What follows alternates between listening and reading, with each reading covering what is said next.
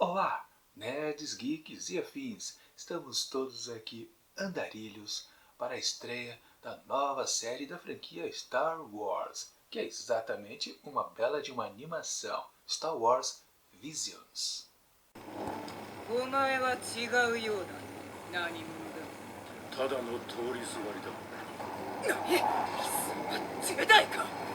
ジェダイを殺すのは久しぶりだ。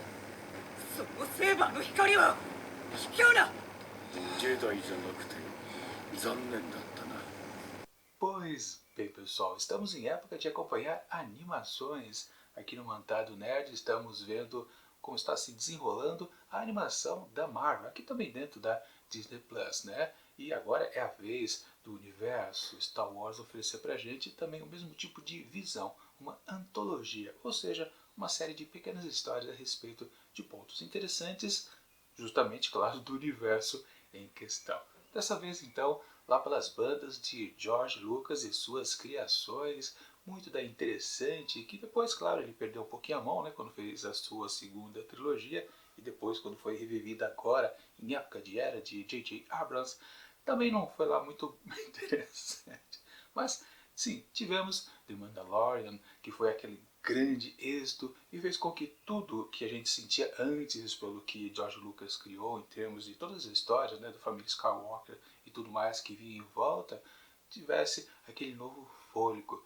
E essa nova série aqui, uma animação, promete bastante, porque exatamente esse lance de dar uma pequena, digamos assim, uma nova olhada, né, do que já existia antes, promete ser muito interessante. E esse primeiro episódio, aliás, muito bem escolhido, porque na verdade, né, já que é uma série de antologia, pequenas histórias, você pode colocar na ordem que você bem entender, porque não há uma continuidade de uma história para outra. Ou seja, foi muito bem acertado escolher exatamente o duelo para a abertura aqui da série em si. Não sei se eu já vi um planejamento lá na hora de fazer os roteiros, mas de qualquer forma assim, foi muito bem bolado essa, digamos que é um bom chamariz. Já vale adiantar para vocês, né? Quando a gente vê já os próximos episódios, percebemos que a arte, o visual, não será nada parecido. Muito pelo contrário, pois tudo vai se assemelhar mais ao mangá. Sim, isso aqui também tem cara de mangá, né? Ou anime, na verdade, né?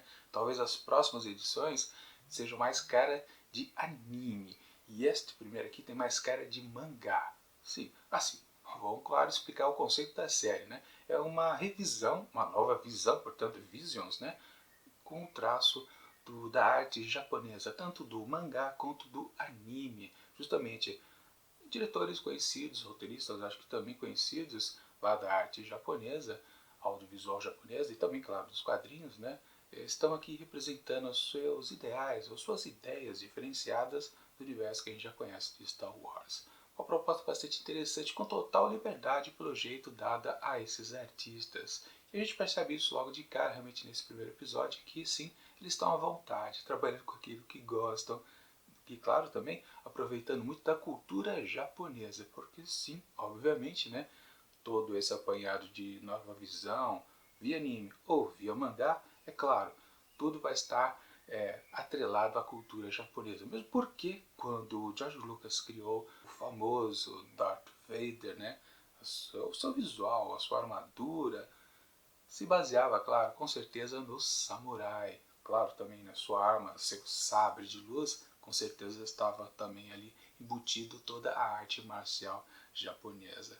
E é bem bacana, então, Star Wars voltar para essa origem, digamos assim. Claro, já existiu muitas versões, revisões, né, da história de Star Wars via os quadrinhos, que na verdade são os mangás japoneses. Ou seja, o conceito aqui não é nada, digamos assim, novidade. Se bem que talvez a animação em si, japonesa, acho que não havia sido feita antes, ou sim ou não, não lembro para falar a verdade. O que importa é que está funcionando, por enquanto, essa primeira experiência.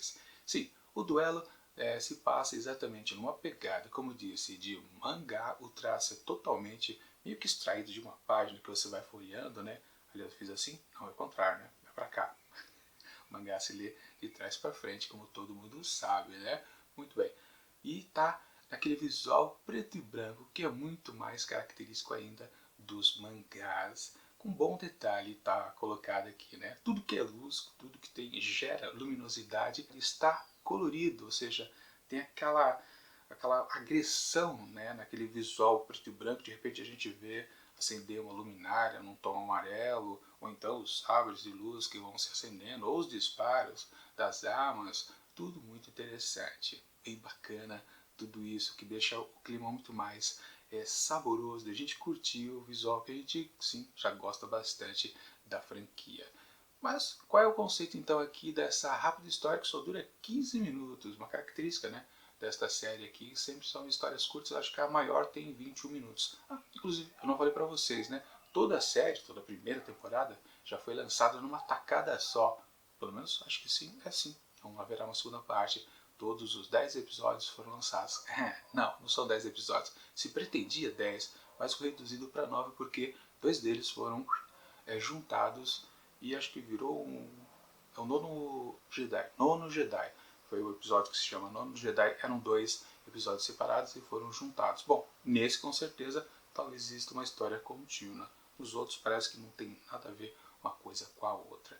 Enfim, temos aqui então um contexto de um pequeno vilarejo lá nos tempos feudais do Japão, que está vivendo uma boa. De repente aparece uma tropa, né, de Stormtroopers que recentemente perderam uma batalha, meio que ficaram por ali, viraram aqueles vilãozinhos assim de vilarejo, né, que ataca, saqueia, depois vai embora e fica atacando outros pequenos vilarejos por aí, depois retorna aos primeiros, sempre pegando as, digamos assim, o faz-me rir do mês. Basicamente é isso que acontece. Bom, mas antes, né, da invasão em si, a gente já percebe que há um certo forasteiro ali com o seu robozinho, um droid, né, uma casa de chá, ali de boa, descansando, e aí sim aparecem os vilões, né, esse grupo maldoso, né, todo armado, os Stormtroopers lá, e começam a invadir a aldeiazinha e basicamente algo corriqueiro, digamos assim, né? Até o ponto que, claro, o chefão deles, né, o capitão, sei lá, tenente dos Stormtroopers, pede o líder que seja anunciado, e uma criança se levanta do meio ali das pessoas do vilarejo. O cara, pô, que isso, cara? Você é o filho do chefe aqui do vilarejo, né? Quem você pensa que é? Você acha que vai lidar com a gente? E até engraçado que aparece um take do pai dele dormindo, roncando, numa das casas ali ao lado. É bem bacana aquele conceito ali. Bom, mas o interessante é que sim, eles revidam, né? E o garoto faz um gesto que avisa aos guardas ali do vilarejo a contra-atacarem. E realmente alguns Stormtroopers acabam morrendo ali rapidamente. E aí sim o episódio vira por Star Wars naquele elemento de ação super característico. Enquanto isso, né, o sujeito lá que está na casa de chá ainda está de boa. Só que um tiro, né, que vem lá da briga entre o pessoal que se rebela contra essas forças maldosas, né, acaba acertando lá na casinha, lá no topo do morro, né, acerta a casa de chá e acerta o droid lá do viajante. Aí ele começa a ficar interessado, digamos assim, no que está acontecendo por ali, né. Mas claro, o episódio também oferece uma boa reviravolta, porque lá de dentro, né, do veículo dos Stormtroopers sai uma certa cidadã, pois é, uma mulher, salto alto, a vilã, claro, da vez com certeza, né, que logo começa a defenestrar todos aqueles cidadãos armados que haviam ali começado a proteger aquele vilarejo.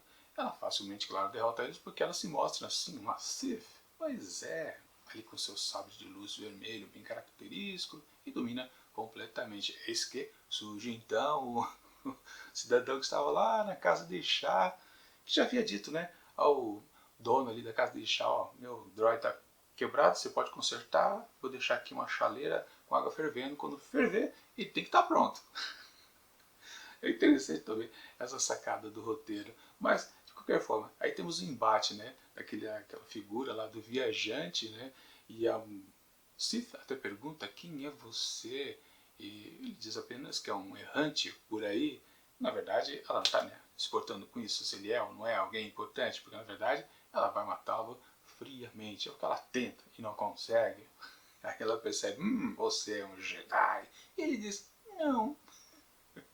E na verdade, né, quando ele puxa então o seu sabre de luz, Você percebe que o sabre dele também é vermelho. Opa, peraí, então ele também é um Sith? Oh, muito interessante essa história. Na verdade, a história aí parte para mais ação ainda e eletrizante com certeza. E se pode dizer, na verdade, que no fundo ela já está quase no seu encerramento, mas de qualquer forma, né, ali já tomamos quase metade do episódio de 15 minutos e até o seu desfecho a gente tem uma boa sequência de ação ininterrupta e muito instigante. Depois o robozinho volta ativa, ajuda o seu mestre ali a liquidar com os restantes dos Stormtroopers e fica só no mano a mano entre os dois Siths. O do lado do bem, talvez, e o do lado do mal, a mocinha rebelde.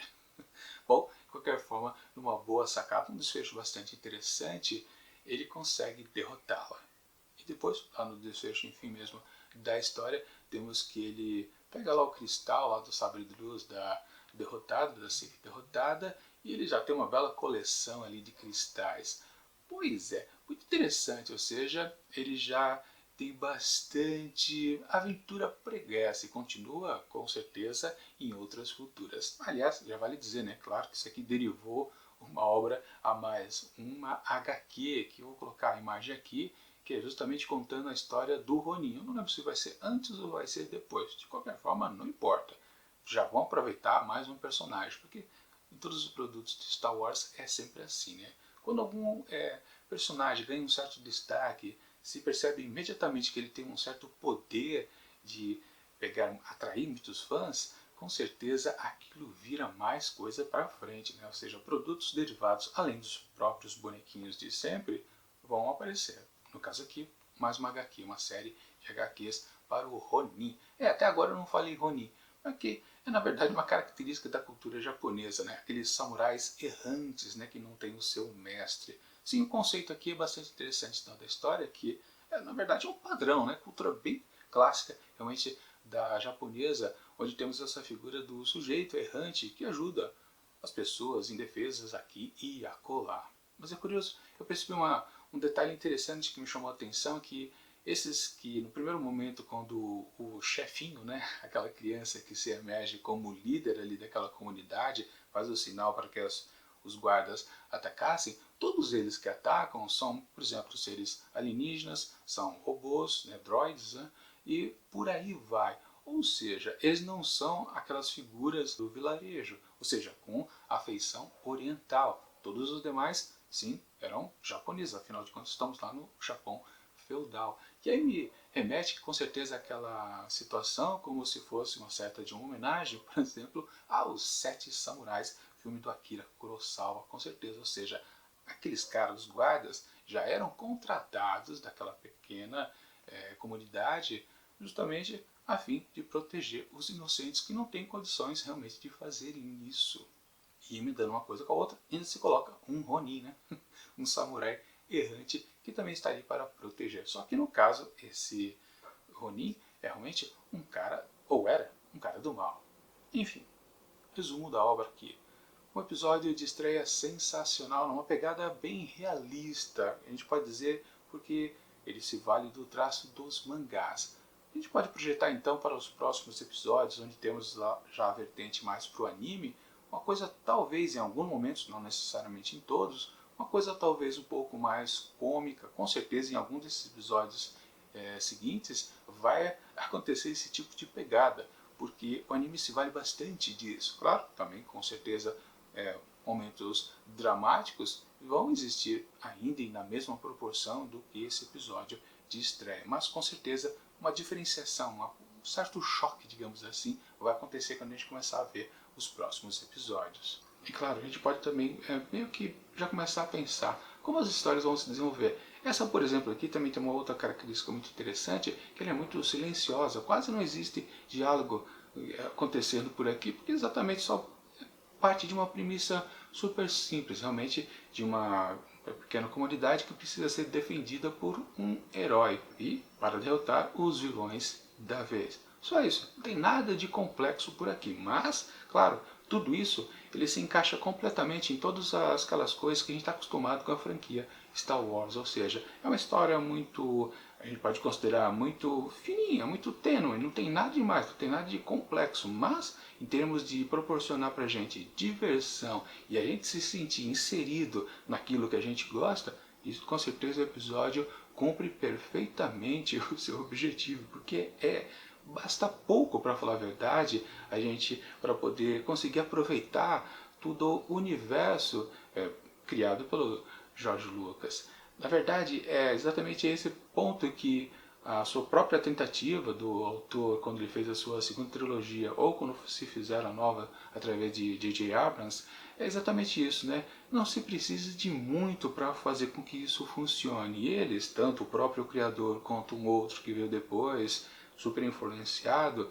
que pensava saber entender o universo, os dois não conseguiram. E por outro lado, depois, quando veio Jon Favreau com o seu The Mandalorian, ele conseguiu exatamente isso, porque ele não complicou, ele pegou os elementos básicos, linhas tênues, simples, que são suficientes para construir a narrativa que a gente precisa ver e quer sim curtir e se divertir. Ou seja, não é difícil, basta não complicar, que o próprio universo se encarrega de deixar as coisas completamente ajustadas. Basicamente esse episódio diz isso, é uma transformação do que veio lá da origem, né, de pegar os conceitos, alguns detalhes da cultura japonesa injetada lá no seu vilão, e aqui, quando apenas se coloca como uma coisa meio fantasiosa de uma situação completamente rotineira lá do Japão feudal, e se coloca esses elementos de Star Wars aqui, tudo funciona, não soa exagerado,